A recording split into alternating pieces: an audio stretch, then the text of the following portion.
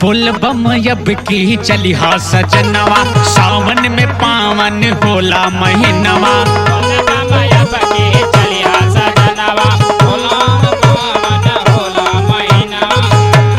बोलबम अब की चलिहा सजनवा, सावन में पावन होला महीनवा। बतिया के हमरे ना भूलैहा राजबू हो, बोले बम से अब की साड़ी हमके लैहा राजबू।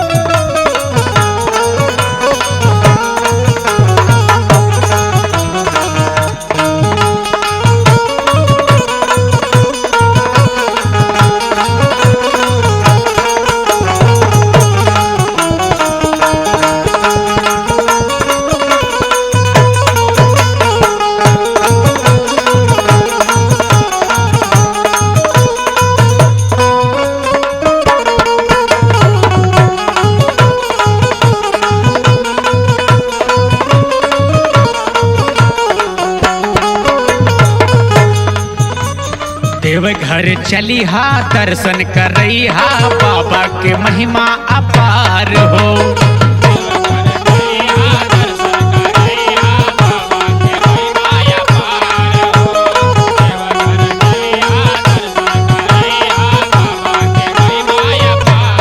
बाबा के जब की दिल में बसैहा, हो जई है बेड़ा पार हो।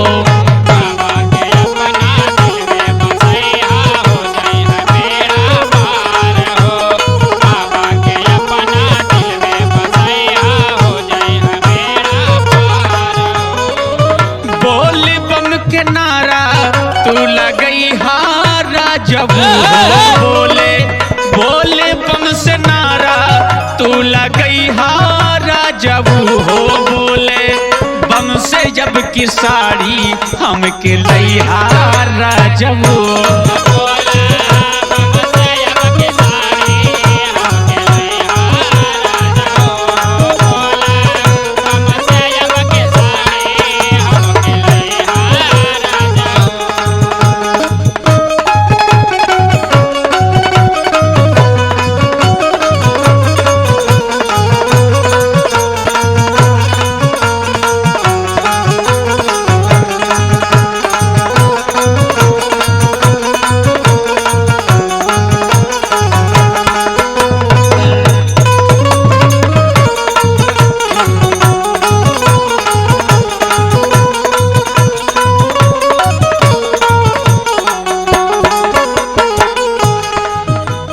गाजा भांग और चढ़े धतूरा, सैया चढ़े बेल पतिया हो।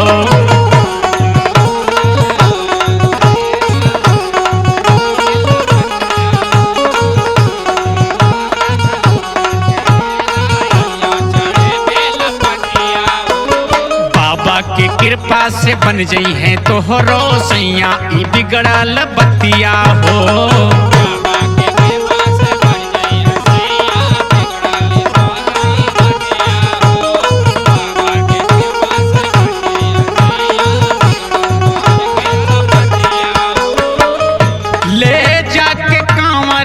जल चढ़ई हा राजबू, हाँ ले जाके कांवर जल चढ़ई हा राजबू हो, बोले बम से जब की साड़ी हमके लैहा राजबू।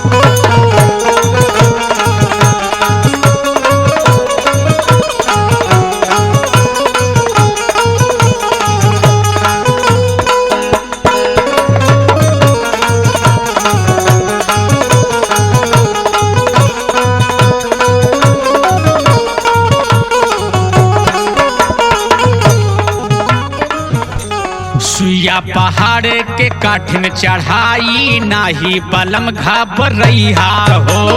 सैया पहाड़े पे काठिन चढ़ाई नाही बलम घबरैया हो। सैया पहाड़े पे काठिन चढ़ाई नाही बलम घबरैया हो। बम्बा में भोला कहत के सैया तू ही डगर चली जइहा हो।